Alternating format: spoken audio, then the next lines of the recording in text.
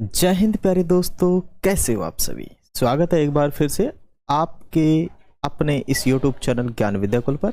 और आज हम फिर से एक महत्वपूर्ण सवाल लेकर आए हैं और हम सीखने वाले हैं कि किसी भी द्विघाती समीकरण को श्रीधराचार्य सूत्र से कैसे हल करें। द्विघाती सूत्र से कैसे हल करें, क्योंकि श्रीधराचार्य सूत्र का दूसरा नाम है द्विघाती समीकरण, द्विघाती सूत्र।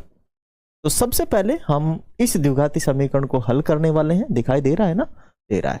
तो अपन लिखेंगे सबसे पहले फॉर्मूला श्रीधराचार्य सूत्र। तो x बराबर में क्या हो जाएगा, माइनस का b प्लस माइनस रूट के अंदर b स्क्वायर माइनस के 4ac और बटे में क्या आएगा 2a।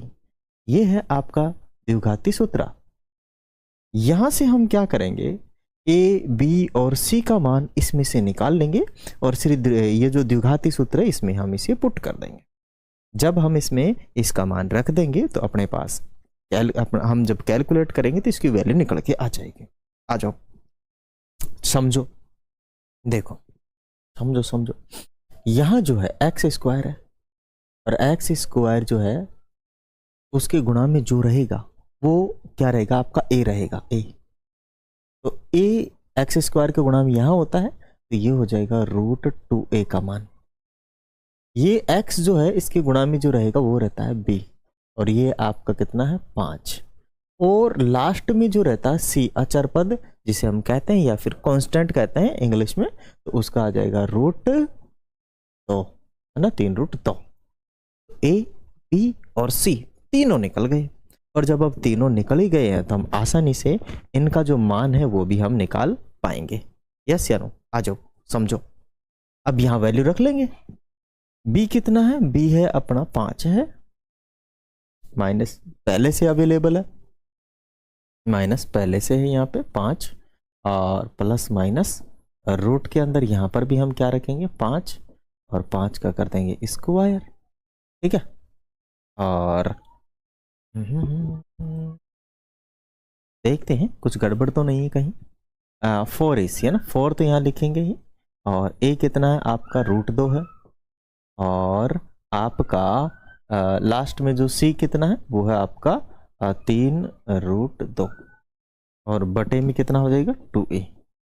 a कितना है आपका √2 है ना, √2 है, तो इससे हम गुणा कर देंगे। यहाँ तो माइनस का 5 रहेगा ही रहेगा, यहाँ प्लस माइनस 5 का स्क्वायर कितना होता है 25 होता है, 25। यहाँ माइनस ही रहेगा। अब ये देखो, इसको समझो, इस पूरी कैलकुलेशन को। ये अपने पास है 4 गुणा √2 गुणा 3√2। इसको तो इससे गुणा करेंगे 12 और इसको गुणा इससे करेंगे तो √2 गुणा होता है 2, तो ये इनको गुणा करेंगे कितना हो जाएगा 24। ठीक है, इतना निकल के आएगा पूरा अपना 24 निकल के आएगा। यहां रख देंगे 24, ओके, और यहां रखेंगे 2√2, इतना रखेंगे 2√2। अब आगे चलिए, फिर आगे चलते हैं कि x बराबर अपने पास कितना है, माइनस के 5 तो है ही, प्लस माइनस और यहाँ देखो 25 में से 24 गया तो 1 बचेगा, 1 का लगा देंगे हम रूट। ठीक है, और बटे में 2√2। ठीक है, अब देखो फिर वापस से लिखेंगे इसे, x बराबर 5 प्लस माइनस, यहाँ माइनस था ना, उधर भूल गए, सॉरी। यहाँ पे देखो √1 का मान कितना होता है, 1 ही होता है और बटे में 2√2। अब देखिए यहाँ तक तो बिल्कुल सिंपल था। अब आगे से चूंकि यहाँ पे देखो जो प्लस माइनस दिया हुआ है ना, अब इसको हम 2 भागों में डिवाइड कर देंगे, बांट देंगे। क्यों? क्योंकि द्विघात समीकरण के 2 पावर होती है, मान भी 2 ही होते हैं, तो इसीलिए इसके 2 मान निकलेंगे x के। तो x बराबर एक बार तो हम इसमें से प्लस वाला सिंबल ले लेंगे, ठीक है ना, तो एक बार हमने प्लस वाला सिंबल लिया और 2√2 ऐसे कैसे रख दिया। एक बार हम क्या करेंगे, x बराबर माइनस का 5 लेंगे और यहां से माइनस का और लेंगे 1 लिखेंगे और यहाँ फिर 2√2 लिखेंगे। नीचे की वैल्यू में कोई परिवर्तन नहीं करेंगे, जो होगी वो होगी, लेकिन ऊपर से एक चिन्ह देखो, इसमें से यहाँ प्लस वाला ले लिया था, यहाँ पे हमने माइनस वाला ले लिया। ये चिन्ह दोनों में साथ आएगा क्योंकि दोनों के साथ ही रहेगा। आगे चलिए, 5 में से 1 गया तो माइनस का 4 बचेगा, और 4 बटे कितना है 2√2। ये 2 से कटेगा कितनी बार, 2 बार। ठीक है, अब अपने पास आया कितना, माइनस के 2/√2, है ना। अब ये जो है ना, इसको अगर मैं टुकड़ा करूंगा, मैं समझाऊंगा आपको क्यों, क्योंकि जो अपने पास 2 है इसको मैं क्या लिख सकता हूँ, √2 गुणा √2 और बटे में √2, तो 2√2 से कटेगा, माइनस और बच जाएगा। तो अपने पास यहाँ फाइनली है ना, कट पिट के जो आने वाला है √2 आएगा, माइनस का √2 आंसर आएगा, x का मान।